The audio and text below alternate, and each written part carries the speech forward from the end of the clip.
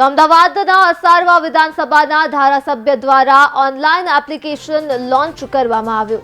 Online સાથી WhatsApp ચેટબોટનો પ્રારંભ સરકારની તમામ યોજનાઓ વિશે જાણકારી હવે ઘેર બેસી વોટ્સએપના માધ્યમથી ઓનલાઈન સાથી વોટ્સએપ ચેટબોટથી મેળવી શકાશે। દેશના નાગરિકો એક નંબર પર મેસેજ કરીને સરકારી યોજનાઓ વિશે જાણકારી મેળવી શકશે।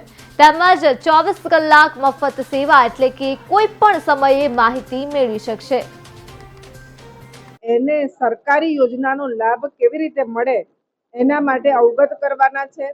જે ગરીબ લોકો છે એ લોકોને સરકારી યોજના માટે કયા ડોક્યુમેન્ટ પણ આપવાના છે ત્યાં સુધી આ લોકો આ ચેટ દ્વારા એ લોકોને માહિતગાર કરવાના છે।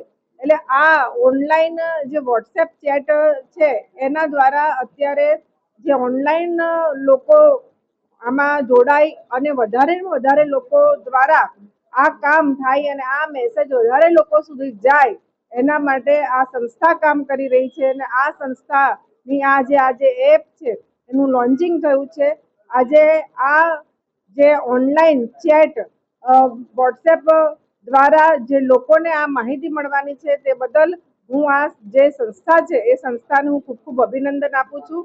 અને સૌ લોકો ભેગા થઈ અને સરકારી યોજનાઓ બધા સુધી પહોંચે, સરકારી યોજનાઓનો લાભ બધા લે।